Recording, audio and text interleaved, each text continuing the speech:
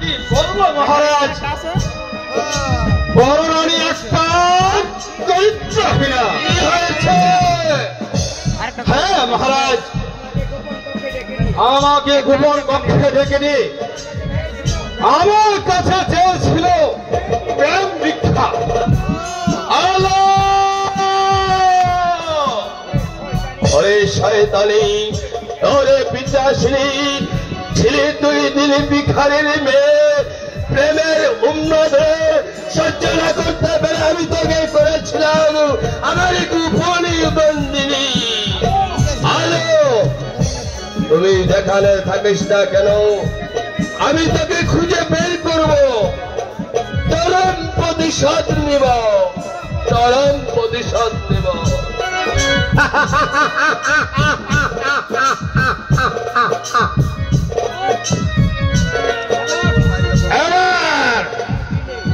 একদিকে এক দিলে তুই পাখি শিকার কর,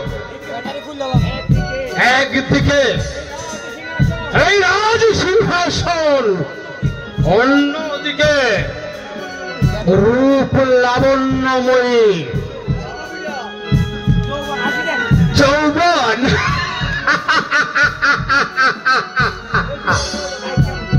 এই যেমন করে হোক ছলে পলে কৌশলে মীনা কুমারীকে আমার চাই চাই। মীনাকে বিয়ে করে আমি হবে রাজ্যের রাজা, আর মীনা কুমারী হবে আমার বেগম।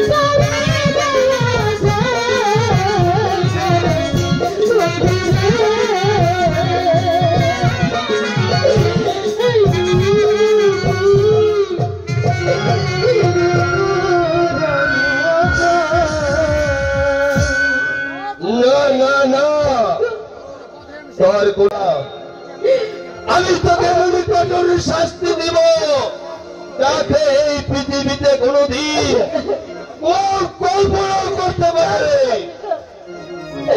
আমি গুণাটাই করিনি স্বামী। কোথায় গেল? স্বামী আমি আমার খালি করে দিতে হবে।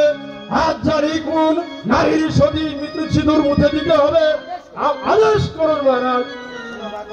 হলো ঘাতক, এই শয়তানি পিশাচিনীকে নিয়ে ব্যক্তির শ্মশানে নিয়ে তাকে শিলাচ্ছাদন করো।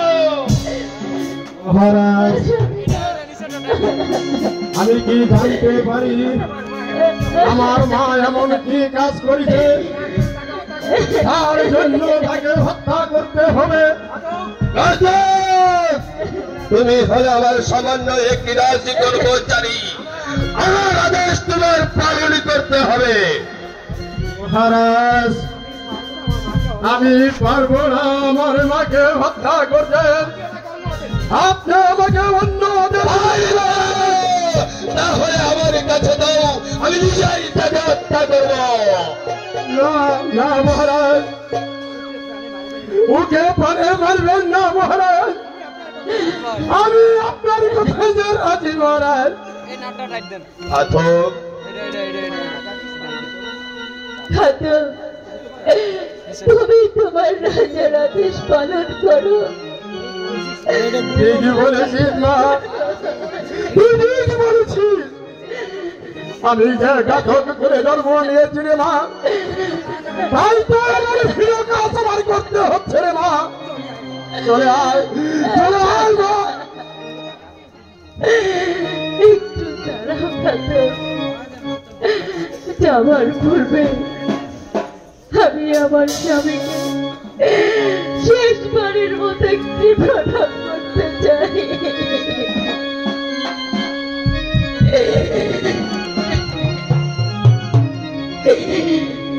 ভালোবাসা